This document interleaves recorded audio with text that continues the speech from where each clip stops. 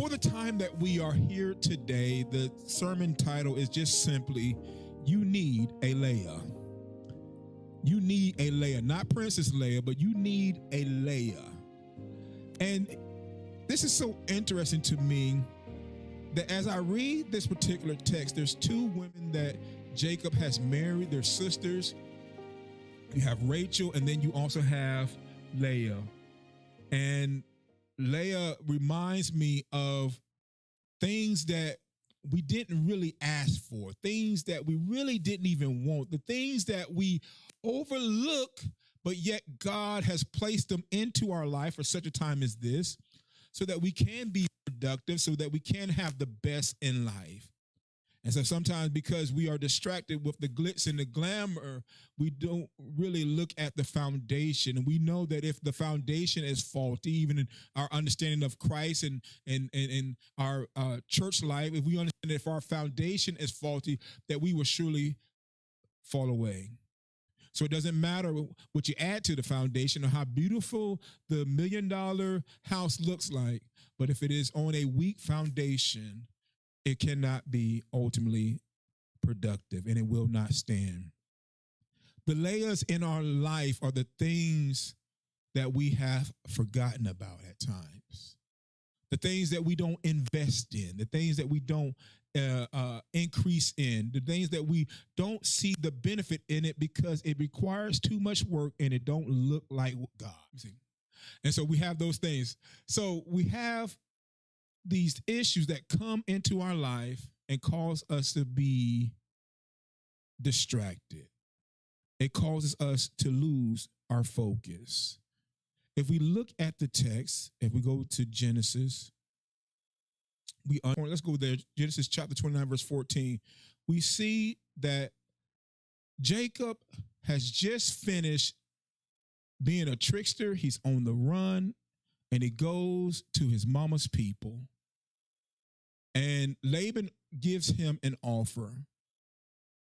He offers Jacob, he says, hey, I don't want you, even though you're my family, I don't want you to work for me for free. He says, what do you want? The truth of the matter is Jacob wanted Rachel. And so therefore he asked for Rachel as far as for marriage. And sometimes we ask God for things and we ask God for these things, these glamorous things, but we don't focus on the little things, the things that come first. We always say first things first, but we always look to the end and not to the beginning. We always look to the end and we want the end, but we don't want to go through anything to get there. We don't want to go through the steps to get there. Everybody wants the thousands of members and the hundreds of thousands of members and different things and be big on Facebook and be well known, but they don't want to get into their prayer closet. They don't want to fast. They don't want to pray. They don't want to study. We want these things, and you see it all over the world. Just generation, and it's been like that for years. People want things without any sacrifice, any effort, and doing things in the proper manner and in the proper order. And so Jacob is getting ready to ask for something that is out of order and out of custom, and he doesn't know. Sometimes you just don't know.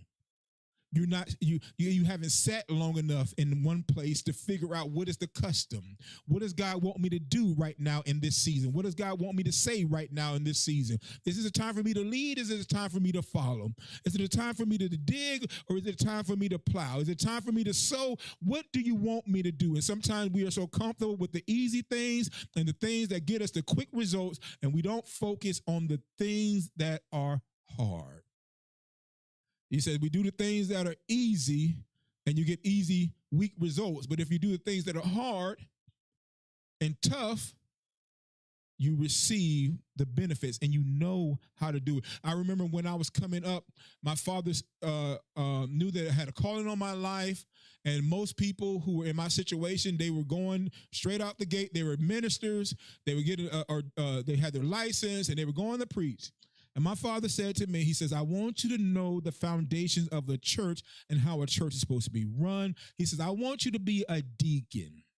I want you to humble yourself and learn the foundation. Which one of these is more glamorous? Do you want the glamorous thing, or do you want the thing that's going to have you have some longevity? the things that are going to produce in your life. Because there's plenty of people who rush to be ministers and call themselves pastors and have fallen away.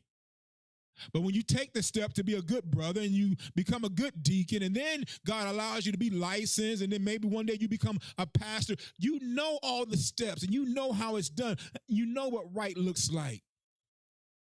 And so many times in our life, we don't take the time and we rush. And Jacob right here is trying to rush and get something that really he could have had, but it's out of order. So he's trying to get Rachel. And the reason why he's trying to get Rachel, because he saw Rachel and Rachel looked good to him.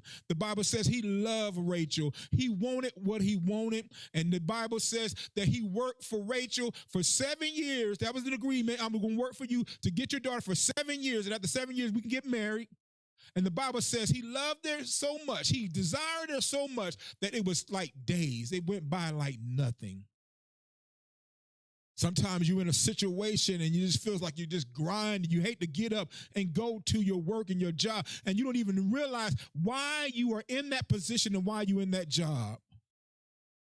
We love what we love. We go after what we love, but we don't necessarily go after what we need. And right now, Jacob needed in his life a Leah. He needed somebody who was going to produce. But he's sitting there going after something that is dry and barren and ain't for him at that time. We in our life run after the things that are glitz and glamour. We rush the process. We don't trust the process. And you get what you get. And when you do get it, it's barren. You fight so hard to dig a well, and then you find out there's no water in that well. And God would have us to be productive and produce.